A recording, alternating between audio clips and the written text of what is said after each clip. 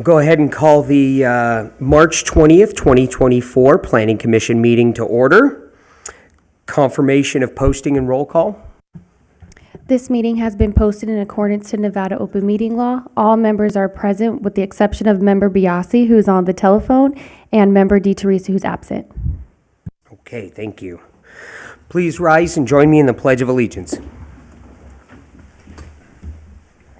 I pledge allegiance to the flag of the United States of America and to the republic for which it stands, one nation, under God, indivisible, with liberty and justice for all.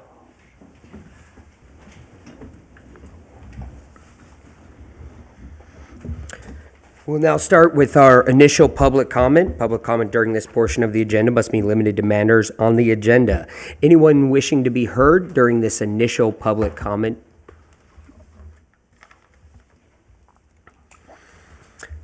Folks can also call in to 702-589-9629.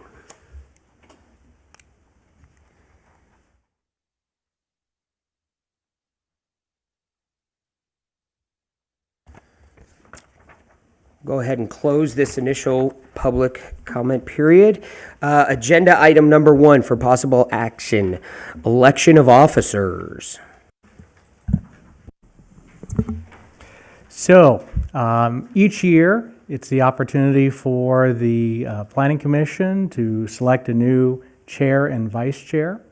In your packet, we have the guidelines on how to open up the floor for nominations to first chair. And then there will be the closing of the nominations and then a vote.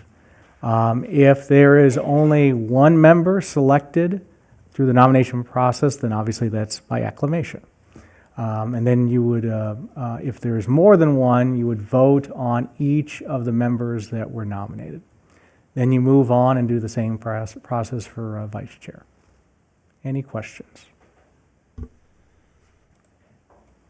No questions regarding the process? Okay, then I will officially open the floor to nominations for the chair.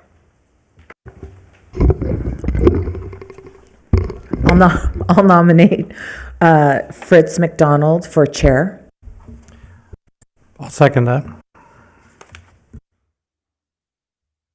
Any other nominations?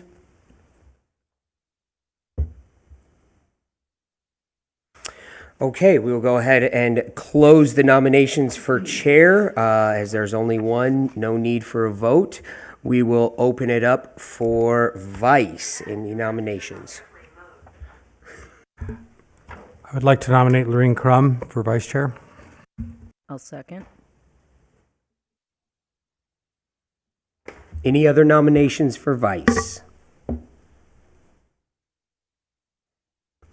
Hearing and seeing none, we'll go ahead and close the floor for nominations for vice. As there's only one, we will not need to conduct an election. Congratulations. Agenda item number 2 for possible action, approval of minutes of the February 21st, 2024 regular meeting. Do I have a motion? I'll make a motion to accept the meeting minutes. Motion, and I will second. All those in favor, say aye. Aye. Aye. Aye. All opposed? Motion carries. Item number 3 for possible action, matters pertaining to proposed conditional use application for an amateur radio antenna at 901 Walnut Drive, CU-24-280. Mr. Mays. Good afternoon, members of the Planning Commission. Michael Mays, Community Development Director. So in Boulder City's code, if anybody wants to propose an amateur radio antenna, it requires consideration of a conditional use. And so the applicant in this case is proposing at 901 Walnut Drive a 24-foot proposed tower. It would be on top of a structure and at total height no more than 55 feet. In your packet, we have provided the dimensions of the tower as well as the proposed location of the tower. and information on the tower. You have, with any conditional use, responses to criteria to evaluate, and you would make your findings and any conditions with respect to the conditional use relative to the tower. This does require a public hearing and consideration of Resolution 1248. The city received one public comment in support of the request, and that is you have received that as well as at the dais. And with that, I can answer any questions on the staff report. And the applicant is here to also answer any questions. We'll start it off. Does anybody have any questions for staff? Ernie, you got any questions out there? Actually, I do, although I'm not sure if it wouldn't be the applicant that I would ask it of. But primarily, what the question is going to be is regard to what is the design wind load for that antenna. I believe I saw something to the effect it's good for up to 67 miles per hour. Is that something, Michael, you can confirm, or should I ask the applicant? No, that was included in the packet at the maximum wind speed of 67, so you're correct. Okay. Now, okay, fair enough. I'll ask my other question, I guess, when we get into discussion. Thank you. Thank you. We'll ask the applicant to come forward if there's any questions of the applicant at this time. Hi there. Oh, if you could state your name for the record. Okay, my name's Matt Henniger. Thank you, Mr. Henniger. At this time, doesn't seem like anyone's got any questions for you. We'll pull it around for conversation here, so thank you so Okay. much. And any sort of discussion, Ernie, you said you might have something else for us as we bring it around. No, this isn't a public hearing, so we're just a discussion now amongst members. Then the question I have is, I had done some research as to what are the expected, typical weather conditions, especially wind for our area. And even as, I think it was even as last year, we had winds that were approaching 67 miles an hour. And so the concern that I have is if in fact, and of course, our wind speeds can get up that high, that puts that antenna in a very marginal situation. So I guess the question would actually come back to perhaps the applicant. Does he have an alternative design for that antenna that would have more of a margin of safety? And Michael, correct me if I'm wrong, everything he's doing and building, you've got to have permitted, so we're working off of other codes and requirements that are out there already existing, and I assume that you've met those. Yeah, there's not going to be I understand his concern because it's my concern too. I don't want the antenna to blow over, even though it's very light aluminum. It's like a long fishing rod. But what's going on is that the way I'm going to have it mounted, it'll be on a handrail on a staircase. And then there's two clamps that I could go ahead and loosen up and bring the antenna down and actually physically remove the antenna pretty easily. So if there was going to be really inclement weather, I could bring it inside. Okay, wonderful. Yeah. Ernie, did you catch that? Well, no, not to be honest with you. I'm sorry. I believe he was saying that. Well, can you paraphrase it because I can hear you better?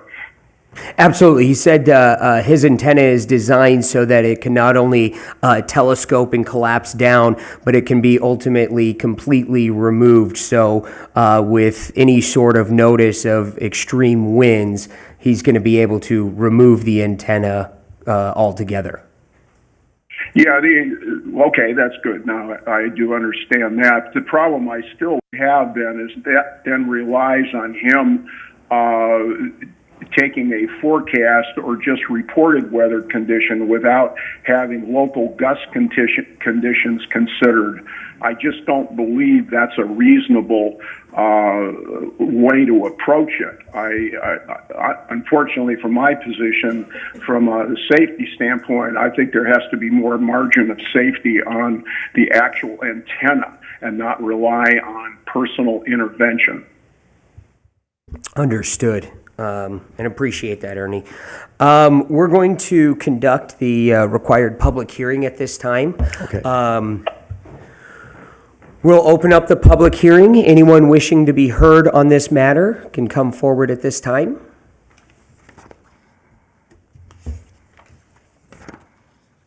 Folks can also call in to the number 702-589-9629.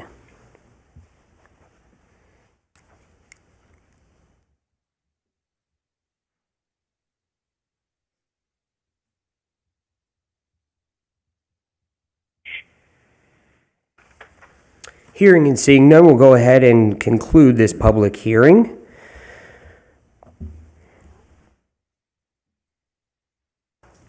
And we will, I will entertain any sort of motion, consideration, any sort of discussion along those matters. Well, Fritz, this is Ernie again. I guess the only thing I would express is, and I've already expressed it, I do believe that there's a design limitation on the particular antenna he has selected that is just a marginal consideration. And again, I pulled an article, actually I think it was out of the Boulder City Review from last year, that showed we had winds upwards in that range. So I just think, and then if, according to the applicant, if we just rely on him paying attention to what the wind projections are, which are never that accurate. They're generalized weather conditions that not NOAA, but our Weather Bureau puts out there. It just, he needs to pick a different antenna. So, I mean, from my standpoint, I can't vote for this. Okay, thank you. I'll make a motion. I move to approve resolution number 1248, which includes findings and conditions for approval of CU 24-280. A second. I've got a motion and a second. Call for the vote. All those in favor say aye. Aye. All those opposed? Nay. Motion carries. Moving on to item number 4 for possible action, matters pertaining to the 2024 land management process. Mr. Mays. Boulder City is unique in that a majority of the land is owned by the city itself. And so in 2001, the code was amended to create a process to allow for the opportunity for the public to provide initial input on the potential lease of city-owned land for various uses. This is the land management process. That process includes an initial review by the City Council of applications. They review the applications and then they decide if they want to advance the applications to the Planning Commission. And then the Planning Commission looks at the proposed use and whether it's appropriate for that location, and then provides a recommendation back to the City Council.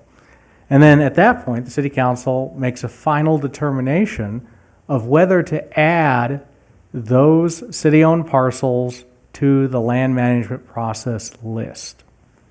And so before you today are 3 staff-driven applications. I want to briefly summarize them and kind of explain what the proposed uses are. And so Holly, with the first one, this is what we're referring to as application 2401. This is 62 acres located in El Dorado Valley. What staff is asking is that it would be added to the land management process list for renewable energy and utility uses. And you'll note with the map that this is in the transmission corridors and is surrounded by existing utility and renewable energy uses. Second application is what we're referring to as 2402. This is approximately 0.02 acres. It's located at Wayland Field. And what staff is asking is for Planning Commission consideration of adding to the land management process list the use of utility uses for this application. Now, related to this is an application considering a cell tower at the Wayland Field. The cell tower could be up to 80 feet tall, but for this purpose, it's just the appropriateness of whether utility uses are appropriate at this location within the community. Similarly, with land management application 2403, another 0.02 acres located in the middle of Veterans Memorial Park, also for consideration for utility uses, also tied to an application for a cell tower use. Adding these uses to the land management process list doesn't mean that these specific applications are being approved. It means that the Planning Commission has evaluated the use being proposed by staff and believe that that use is appropriate at that location or it's not. As we like to note, the land management application process is very preliminary in the city's consideration for potential uses. Just because a property is added to the list doesn't mean that the city will follow through with those leases and those uses. But before any further discussions can occur, it has to go through this process first. It includes notification of property owners within 300 feet surrounding each of these uses. And on the dais, you do have a public comment response with concerns regarding application LMP 2402. And just like the prior application or the prior agenda item, this does require a public hearing and Planning Commission consideration of Resolution 1247. And with that, I can answer any questions. Also, we do have in the staff report what the existing master plan and zoning designations are for each of these applications. But as I've noted before, if any zoning changes are required, that would happen later. This is just background information for the Planning Commission at this stage in the process. Thank you, Michael. Do we have any questions of staff?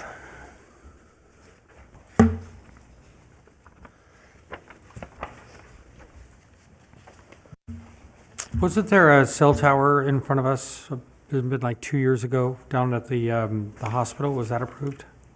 That was approved by the Planning Commission, but they eventually withdrew their application. Okay. Go ahead, Lou. I have a couple of questions. With the proposed site at Wayland Field, that's where the substation is, correct? Correct. And isn't the long-term plan to remove that substation from that area? I don't know the answer to that, but it is there right now. Okay. And has there, I just don't recall ever an entry into the land management process regarding utilities. Is there another instance where that was the case? So we have In the packet, the existing list of the land management approved items. Right. Now, this is not comprehensive, because when the city enters into a lease, then it's removed from this list. But the current list does include proposed uses that include utility uses. You can see 2301, 2303, 2304 through 2310 all include utility uses. But, right, I shouldn't say utility. I mean like utility poles. Because this would be, like I understand, like energy uses, but I don't ever recall it would be a pole, right? If you're referring to like transmission poles, if no lease is involved, if that's just a public utility, that wouldn't come through this process. So for example, along Adams Boulevard, we have over 100-foot tall transmission lines. That would not come through the land Right. management process, because that's a utility that's being erected by the city. But in cases where we are potentially leasing city-owned land, that requires going through this process. Right. In most cases, aren't cell companies using our poles to put their equipment? There have been many cases where that has occurred, yes, or our structures.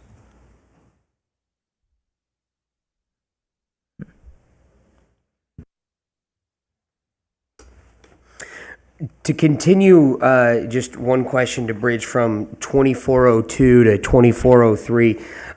Identified, it's right next to the substation there, and I wasn't privy that that substation might be going away. I thought that was an okay location next to a substation, but then I go and look at Veterans. Rhyme or reason for that location versus closer to the airport, cell towers, things of that nature. And then that land is particularly used for setting off fireworks in that desert right there once a year. Is that going to be an issue? It's a good question. And so before staff presents any of these requests, whether it's driven by a staff initiated application like these three, or with respect to an outside application, we vet it at a staff level. And if there's any concerns that staff has, we include that in the staff report for the benefit of the City Council and the Planning Commission, because we want to make sure that if there are potential problems or conflicts, you're aware of that even before it's being considered by the City Council or the Planning Commission. The location for Veterans Park has been vetted by staff, and they don't have any concerns about that proposed location. They don't have an issue with that location, but there wasn't a process that the city was involved in to identify that location, because we're working backwards. It's potentially, if one day we want to put a cell tower there, we've got to go to step one, and whoever the applicant may be put their thumb on a map and said right there, versus the city saying that's the optimal place for a potential cell tower. In this case, the city was involved, the Parks and Rec Department was involved, and so that input was provided, which determined this location. Okay, perfect. I'm sorry, I've got to keep asking some questions because I'm really confused. Why wasn't the request submitted during the normal process in September by the actual applicant? Why is it a city-driven request? So what the code provides is two options. They can normally go through the September application period, but it also provides that that can be done at a separate time. So we've had applications come to you during off periods. So in this case, staff wanted to add these, and with the history of the land management applications, it's been a combination of either staff initiative-driven or applicant initiative-driven. But the applicant still has the ability to apply outside of that process, and in the process, and the plan can be amended. I still don't understand why the city's submitting the request. Because the city decided that this was appropriate to bring through the process.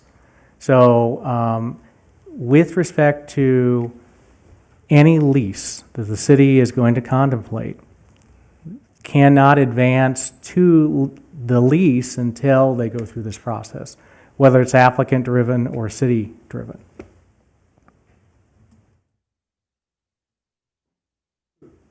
I guess where I'm not connecting the dots, because when an applicant applies to be considered as part of this process, they have to answer numerous questions. They have to give a background on their company. They have to ask for a certain amount of land. There's very specific things that have to be addressed to be considered. And so we don't have any of that information. And my question is not answered. I understand the city can bring it forward, but why wouldn't the applicant bring it forward so we can have comprehensive information? I mean, what am I missing? I'm not connecting the dots here. Yeah, so whenever it's a staff-driven application, it's before we have a lot of information about the potential use, because we're proposing this use at that location. The material you were referencing goes back to the code, which talks about how the applicants for a potential lease have to have the financial wherewithal to follow through with that application. So regardless, as it relates to the Planning Commission, whether they have the financial wherewithal or not, it's the determination of, is it appropriate for that use at this location? And then providing that recommendation back to the city council for them to decide whether to add it to the list or not.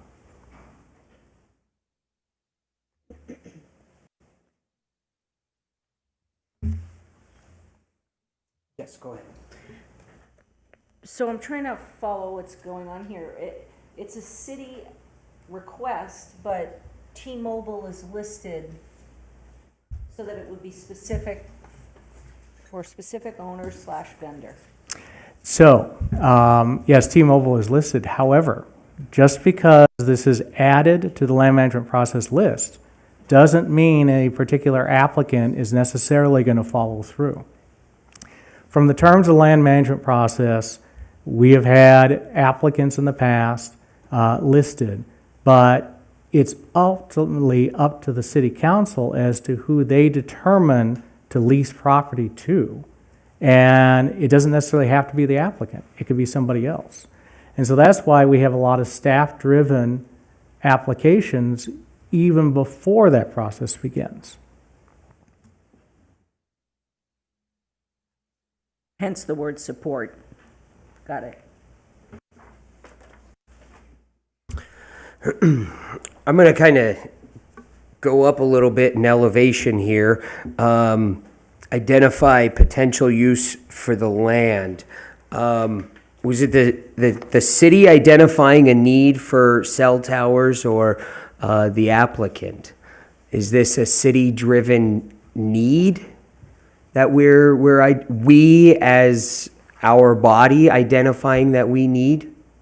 It is a recognition that cell coverage in the community is lacking, at least in the case of these areas, Okay. which is driving the applications for the consideration for the land management process.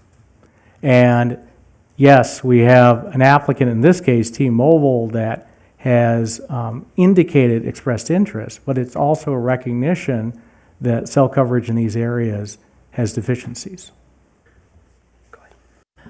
Well, that leads to what I had mentioned to you before the meeting, and that is apparently, just knowing that anything other than residential requests have to go out to bid for lease of city property in the land management process. An RFP was done, but I don't know anything about it. So the city issued an RFP for cell providers to submit proposals so the city could determine where to locate towers to enhance cell service? Is that, I mean, can you elaborate on that, please? Yes, an RFP was conducted with respect to these two locations, and T-Mobile was selected. But before the city can proceed with the lease, it requires going through this process. Were these the only two areas identified, or were these the weakest areas? Were they the ones that kind of identified, how did we get to these two locations when I know another dozen areas around town where my cell phone doesn't work at its peak? So why just these two? Well, these were the two identified, which then prompted the RFP. Certainly, if there are other areas lacking, either the city can proceed with additional land management applications, or again, it can be applicant-driven. Boulder Rifle and Pistol Club has got horrible coverage. Okay. Did the city reach out to any other cell providers and find out if this was a location that was designed by them, or just T-Mobile? Well, when the city did the RFPs, obviously that went out to everybody and anybody could respond. In terms of these areas, T-Mobile had indicated a need, which prompted the city to go through the RFP process to have everybody respond to.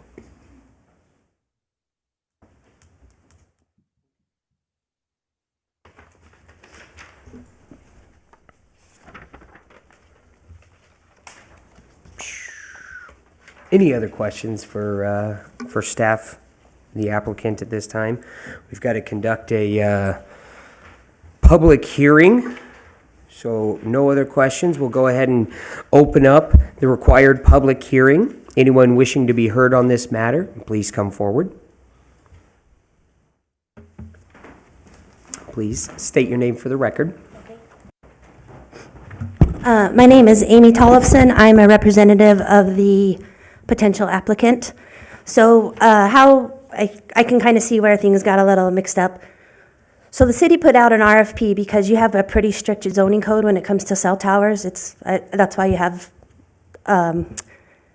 poor coverage, we'll just say it like that. It doesn't matter who your carrier is. If there's no infrastructure to put your antennas on, then your phone's not going to work.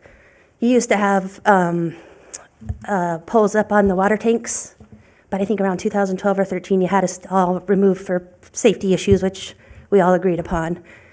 So in the meantime, there's only a couple towers here. You know, one's clear out on the dam, and there's a couple coming into town. And so how we got to the parks, I think, is one carrier, T-Mobile, came and said, hey, we need coverage in these areas. There's no zonable, I can't put it in a residential. I need a certain amount of setbacks to make sure to get the height that I need. So there's all these parameters that just squeeze you down into one little place of property. So we kept working with Brock Armitrout in the RFP division. He told us they were going to put an RFP out. So we put the RFP out, we worked on it. Vertical Bridge bid on it, and I know a couple other tower companies did. And Vertical Bridge ended up winning the bid. So Vertical Bridge has a locked-in leasee. T-Mobile wants these sites, but then we're building a tower that's co-locatable for up to 2 to 3 more carriers. So perhaps AT&T, Verizon could come and get on the same tower that T-Mobile's on. And the park areas, they're not. If I were an RF engineer, I'd come up and say, I want this, and I'm like, well, you can't have that. You can go over here in this park, and you go, some's better than none. So you take what you get. And the parks, and I thought that the city was, we're thankful that the city was open to the RFP and allowing towers. And then, of course, the city gets not only your residents get a benefit from having better coverage and for emergencies and just everyday business, but, the city gets the revenue from the lease. Thank you. Thank you. Anyone else wishing to be heard on this matter?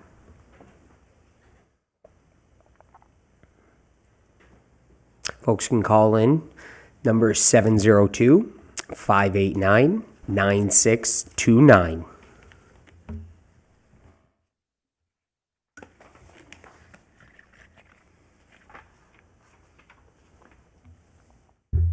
Hearing and seeing none, we'll go ahead and conclude this public hearing. Bring it around to the dais for discussion and consideration of Resolution 1247. Do we want to take these individually, if there's any? So I was going to ask if we, yeah, if possible. I don't see why we can't. If we'd like to straw poll, do you guys want to take these separately? Yeah? All right, let's rock that. Okay. Any discussion, and then we'll quick entertain a motion for LMP 2401. This is our El Dorado Valley utilities use down there, 62 acres. I'll go ahead and move for approval of that addition to the land management plan. Do I have a second? I'll second. I've got a motion and a second. All those in favor say aye. Aye. All opposed? Okay, that one's good to go. We will move to LMP 2402. This is our Bravo Whalen Field. Discussion or motion?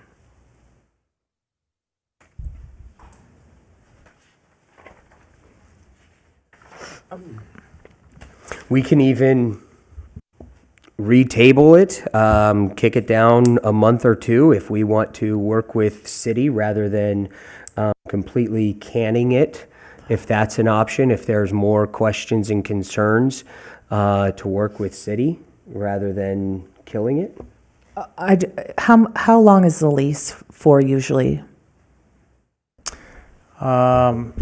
Typically, leases can be anywhere from 5 years to 30 years. I don't have the details on what's being negotiated with this lease. I guess, I mean, this might have been something that died a long time ago, but I thought that eventually when they did the loop and tied the substations together, that substation was going to be removed. So I guess I'd like the answer to that question before I could vote on this. I don't know. That's fair.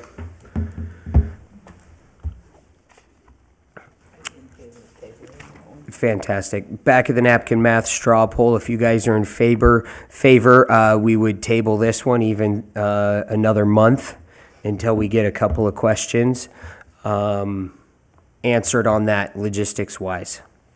Because that would be, I will say that was kind of my calming, wait a second, that seems like the perfect place for it, substation. But if that's gone, then we might need to rethink. Moving on then to LMP 24-03, location at Veterans Memorial Park. Discussions, any concerns?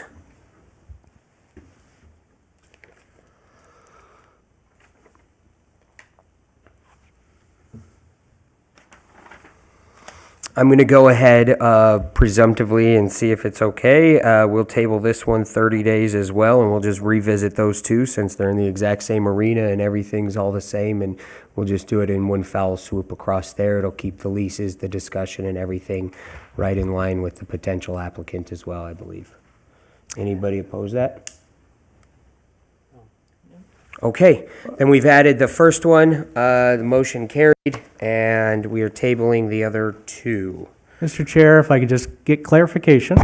Yes. So I have two outstanding questions that you're looking for additional information on. Whether the substation is being removed and what might the lease term be. Are there any other questions to help with the Planning Commission consideration on these items? I wouldn't say these particular sites, but I would be curious if there are any other desirable sites while we're doing this exercise to prove not an applicant level, but from a city level, that we're addressing a potential problem citywide. And if these two are the only two that an applicant bites on, well, we can't force a vendor to come in and put something, but at least we've identified 4, 5, or 6 other areas where we need. That would just be further conversation for next month.